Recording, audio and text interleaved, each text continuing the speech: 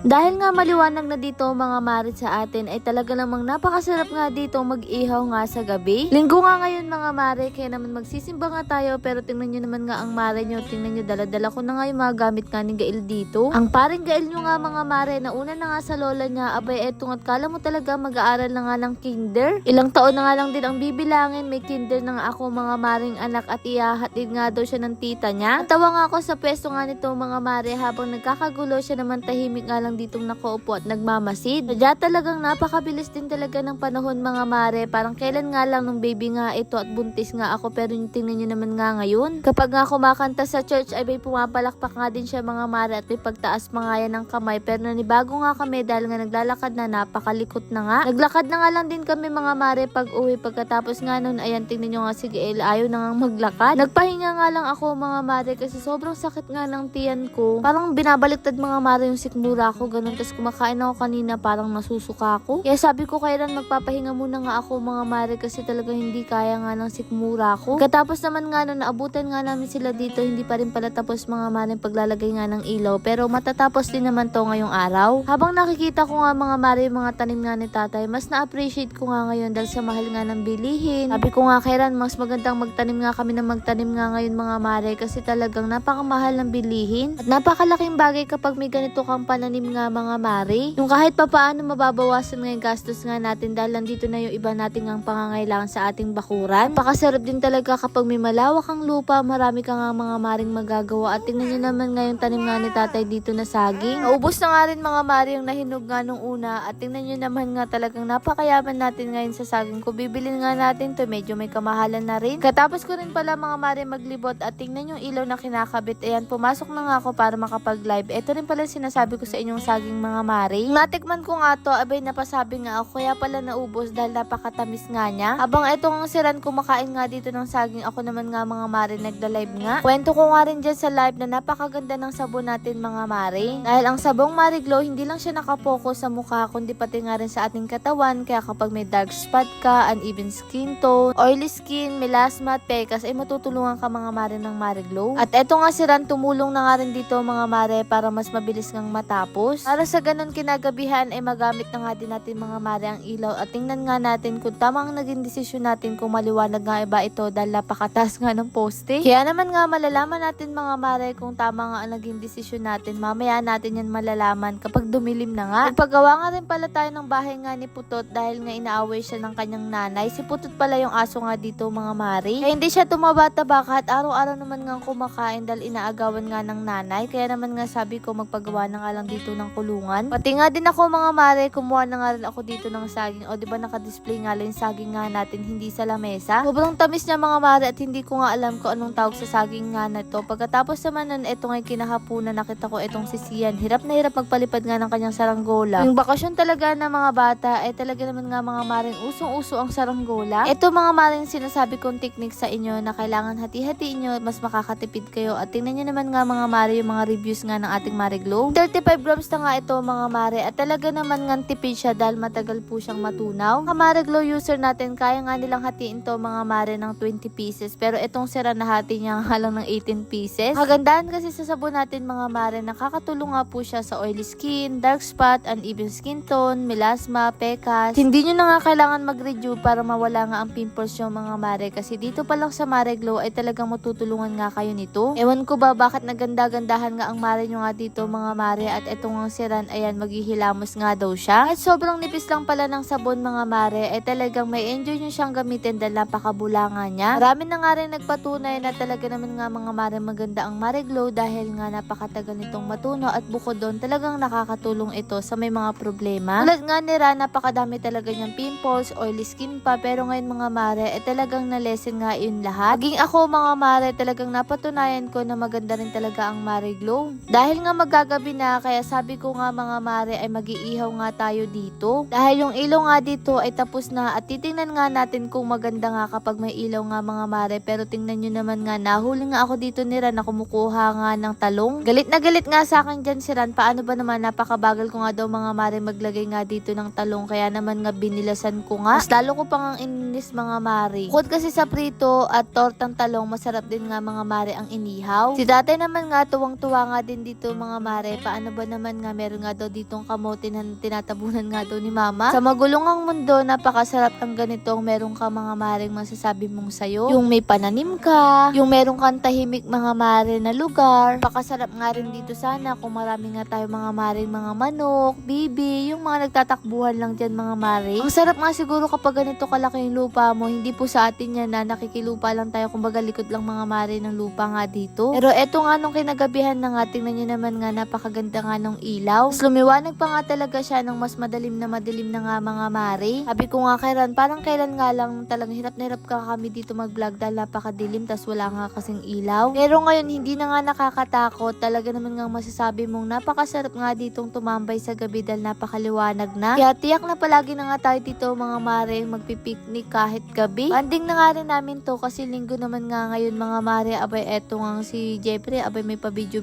pa, nag-update yata sa jowa niya. Pabili nga ako ng tilapia dito mga mare na iihawin nga natin para uulamin nga natin ngayong gabi. Salamat Lord kasi meron kaming ganitong buhay na binigay nyo nga sa amin. Lord, maraming salamat sa lahat ng blessing syempre sa inyo mga mare. Paano ba yung bukas na lang ulit?